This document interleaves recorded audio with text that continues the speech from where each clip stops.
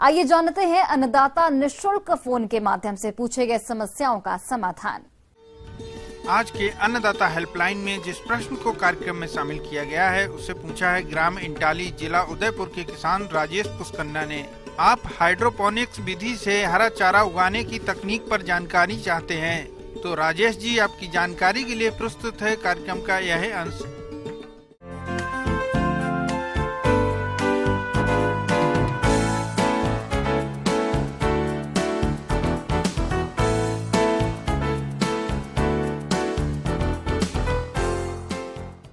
भारत दुनिया में सर्वाधिक दुग्ध उत्पादन करता है।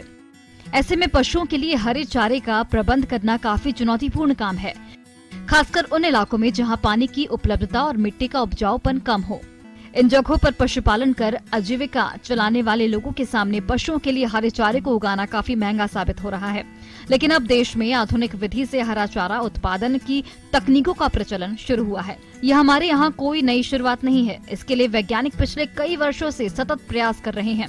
इस आधुनिक विधि का नाम हाइड्रोपोनिक विधि है। केवल पानी में या फिर बालू अथवा कंकड़ों के बीच नियंत्रित वातावरण और जलवायु में बिना मिट्टी के पौधे उगाने की तकनीक को हाइड्रोपोनिक कहते हैं। हाइड्रोपोनिक्स में पौधों और चारे वाली फसलों को नियंत्रित परिस्थितियों में 15 से 30 डिग्री सेल्सियस तापमान पर लगभग 80 से 85% आर्द्रता में उगाया जाता है। हाइड्रोपोनिक विधि से चारा उगाने की तकनीक।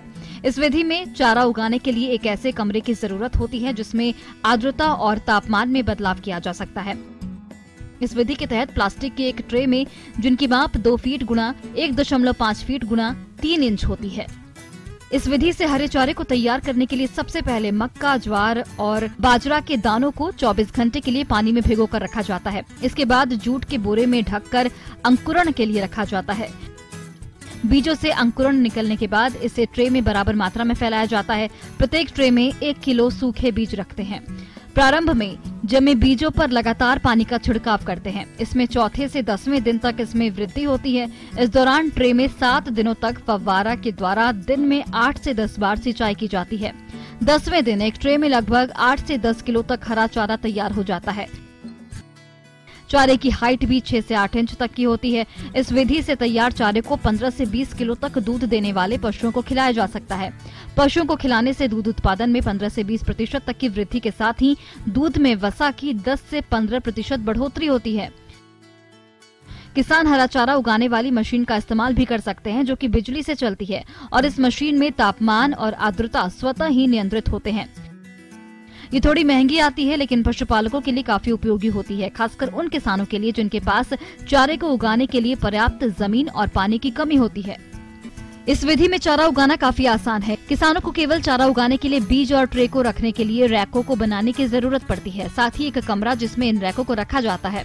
कमरे में आमतौर पर तापमान 15 से 30 डिग्री सेल्सियस होना चाहिए। वैसे चारे के प्रकार पर भी ये निर्भर करता है। उसी प्रकार कमरे में 80 से 85% आर्द्रता बनाए रखना चाहिए। अगर आर्द्रता अधिक होती है तो पौधे गलने लगते हैं और कम होगी तो पौधों की बढ़वार रुक जाएगी। अब आइए एक नजर डालते हैं इस विधि चारा उगाने के लाभों पर। तो इस विधि द्वारा पानी की बचत होती है, साथ ही किसान कम मेहनत में पशुओं के लिए हरा चारा का उत्पादन कर सकते हैं। जहां वर्षा बहुत कम होती है, ऐसी जगहों पर यह विधि काफी हद तक कारगर साबित होती है। हरा चारा दूध में पोषकता बढ़ाने के लिए उपयोगी है, जिसके द्वारा दूध में असंतृप्त वसा, वसीय अम्लों, विटामिन की मात्रा बढ़ती है।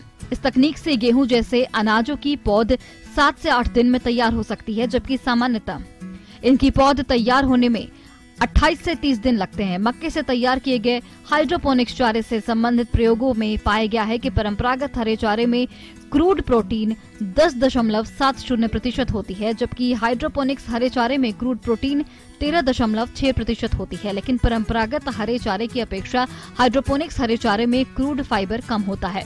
हाइड्रोपोनिक्स हरे चारे में अधिक ऊर्जा, विटामिन और अधिक दूध का उत्पादन होता है और पशुओं की प्रजनन क्षमता में भी सुधार होता है।